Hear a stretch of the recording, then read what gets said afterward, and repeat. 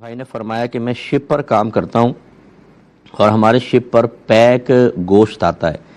جس پہ لکھا ہوتا ہے حلال، اور اس کے ساتھ سرٹیفکیٹ بھی کمپنی دیتی ہے، یعنی جیسے بعض لوگ ہوتے ہیں مفتیان کرام، وہ حلال کا سرٹیفکیٹ جاری کر دیتے ہیں، تو اس طرح سرٹیفکیٹ بھی ہوتا ہے۔ لیکن مسئلہ یہ ہے کہ لانے والے غیر مسلم ہوتے ہیں اور پکانے والے بھی غیر مسلم ہوتے ہیں، تو کیا حکم شرع ہوگا؟ دیکھیں، یہ جو حرام حلال پاک ناپاک ہے انہیں دیانات کہتے ہیں، اور دیانات کے مسائل میں کافر کی خبر کا اعتبار نہیں ہوتا۔ یعنی مطلب کہنے کا یہ ہے کہ اگر ایک کافر کھلا گوشت لے کر آئے اور کہے کہ یہ پاک ہے، ذبیحہ یعنی حلال ہے، تو ہم اس کا اعتبار نہیں کریں گے، خاص طور پہ گوشت کے اس میں اصل حرمت ہوتی ہے، حرام ہونا ہوتا ہے۔ لیکن اگر ایک کافر گوشت لاتا ہے اور کہتا ہے کہ میں مسلمان کی دکان سے لے کر آیا ہوں، یہ دیانات کا مسئلہ نہیں ہے، وہ تو ایک مسلمان سے دکان سے گوشت لانے کی خبر دے رہا ہے، گوشت کے بارے میں نہیں کہہ رہا ہے کہ یہ حلال ہے یا حرام۔ تو فقہا نے فرمایا کہ اس میں اگر کافر کی خبر دل پہ جمتی محسوس ہو کہ یہ سچی کہہ رہا ہوگا تو ہم بلیو کر سکتے ہیں۔ تو خلاصہ کلام یہ ہوا، اگر کافر کمپنی لاتی ہے لیکن پیکنگ کے اندر گوشت ہوتا ہے اور وہ یہی کہتے ہیں کہ بھئی ہم تو وہاں سے فلاں جگہ سے لے کر آئے ہیں، مسلمان وہاں سلاٹر ہاؤسز تمام مسلمانوں کے ہیں، یا مسلمان کمپنی کا گوشت بس ہم آپ تک ڈیلیور کیا ہے، تو لازم بات ہے کہ وہ اس بات کی گارنٹی نہیں دے رہے کافر کہ یہ گوشت حلال ہے یا حرام، بلکہ ان کا کام تو ہے فقط لا کر پہنچانا۔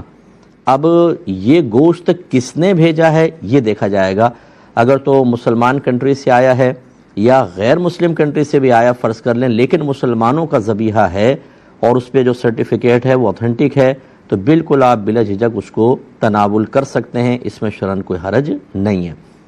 باقی رہا پکانے والوں کا، اگر غیر مسلم ہے تو اس میں کوئی مسئلہ نہیں ہے۔ ہمارے پڑوسی ملک میں دیکھ لیں، بے شمار کھانے غیر مسلم پکاتے ہیں، ان کے ہوٹلز ہیں اور مسلمان جا کر کھا رہے ہیں، تو اس میں شرعی طور پر کوئی قباحت نہیں ہوتی ہے، کیونکہ وہ گوشت حلال ہے، پکانے والا جو ہے وہ غیر مسلم ہے، اس سے کیا فرق پڑتا ہے۔ ہاں اگر گوشت بھی وہ لے کر آتا اور پھر پکاتا، پھر یہ مسئلہ تھا پتہ نہیں کہاں سے گوشت لے کر آیا۔ جب یہ کنفرم ہو گیا کہ یہ حلال گوشت ہے، سرٹیفکیٹ بھی آپ کے پاس ہے، آپ مطمئن ہیں، اب غیر مسلم کے پکانے سے کوئی فرق نہیں پڑتا ہے۔ بہت سے گھروں میں خانسامہ غیر مسلم ہوتے ہیں، تو بہرحال اسی گنجائش بالکل نکلتی ہے۔ ہمارے یہاں ذبیحے کے اوپر، گوشت کے اوپر ہم دھیان نہیں دیتے ہیں، کسی کے بھی یہاں کا گوشت لے کر آ جاتے ہیں، کسی کے بھی یہاں کا گوشت کھانے لگتے ہیں۔ میں آپ کو اس تعلق سے ایک مسئلہ بتا دوں کہ ذبیحہ جو ذبح کیا جاتا صرف سنی صحیح العقیدہ مسلمان کے ہاتھ کا جائز ہے۔ کسی وہابی، دیوبندی، غیر مقلد، چکرالوی، بد مذہب سے اگر آپ نے اپنے جانور کو ذبح کیا تو ایسا جانور کھانا جائز نہیں ہے۔ اور ایسے ہی اگر غیر مسلم کی ہوٹل سے آپ نے گوشت خریدا، وہابی کی ہوٹل سے آپ نے گوشت یا کھانا خریدا، یا وہابی کی ہوٹل میں کھانا کھایا، یا غیر مقلد کی، بد مذہب کی، کل ملا کے اہل سنت والجماعت کے علاوہ کسی کے بھی ہاتھ کا اگر آپ نے گوشت کھایا تو حرام۔ لوگ تو بہانے تلاش کرتے ہیں، مولانا پیسے دے کے لا رہے ہیں ہم، ارے پیسے دے کر لا رہا ہے تو پیسے تو تیرے صحیح ہے، گوشت تو خراب ہے، اور تیرے پیسے دینے سے حرام حلال نہیں ہو جائے گا۔ نہیں تو کل کو کہنے لگے گا مولانا یہ شراب بھی تو پیسوں سے آئی ہے، پیسے حلال کہتے تو شراب بھی معاذ اللہ حلال کی ہوگی۔ ایسا نہیں ہے، جیسے پیسے دے کر شراب حلال کی نکی ہو سکتی، ایسے ہی پیسہ دے کر گوشت حلال نہیں ہو سکتا، تو گوشت حرام ہے۔ وہابی دیوبندی کسی کے بھی یہاں کا کھانا، اس لیے جب کہیں باہر جائے یا شہر میں ہو پہلے پتہ کر لے ہوٹل سنی صحیح عقیدہ کی ہے کہ نہیں،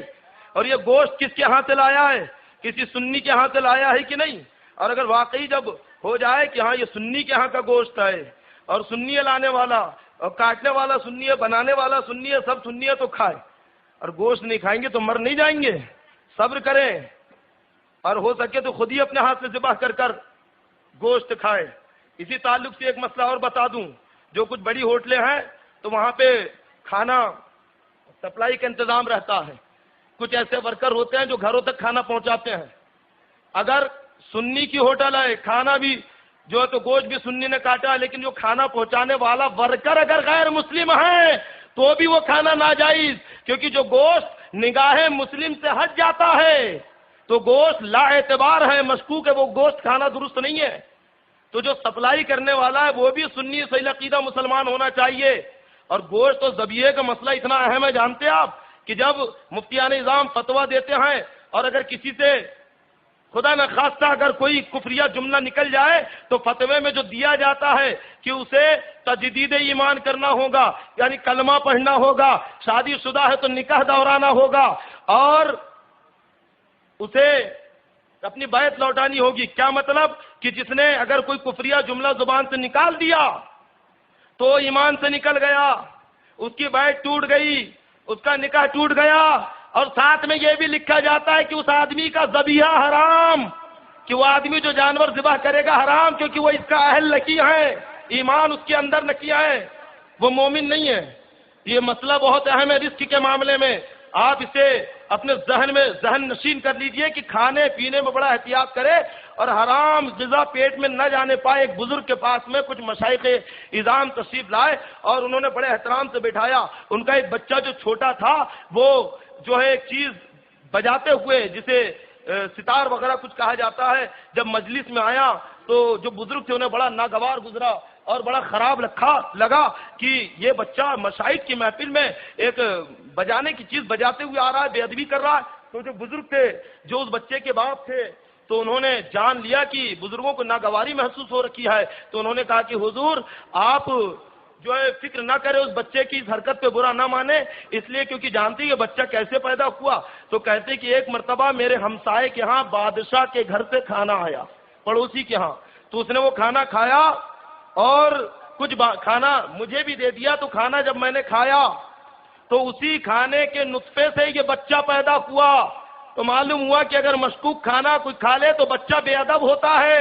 اور اگر کوئی حرام کی غذا کھائے اور اس حرام کی غذا سے نطفہ بنے اور اس سے اولاد پیدا ہو تو اولاد بد تہذیب بدتمیز ہوتی ہے۔ آج اگر ہمارے بچے ہماری نافرمانی کر رکھے ہیں، ہمارے بچے بد تہذیب بے ادب ہے، تو اس میں قصور ہمارا ہے کہ ہم نے رزق حلال کی طرف توجہ نہیں دی اور ہم نے ناجائز مال کھایا، حرام روزی کھائی۔ اگر ہم رزق حلال کھاتے، اچھی غذا کھاتے تو اس سے اچھی اولاد تیار ہوتی، فرما بردار اولاد پیدا ہوتی۔ تو رزق حلال پہ توجہ دے۔ حضرت عاصم ختم فرماتے ہیں کہ اے لوگوں، تمہیں قیامت کے میدان میں جمع کیا جائے گا اور تمہیں قیامت کے میدان میں جمع کیا جائے گا، وہاں پہ تم سے حساب و کتاب ہوگا، اللہ تبارک و تعالی تم سے حساب و کتاب لے گا، اور وہاں پہ کس طرح سے تم جواب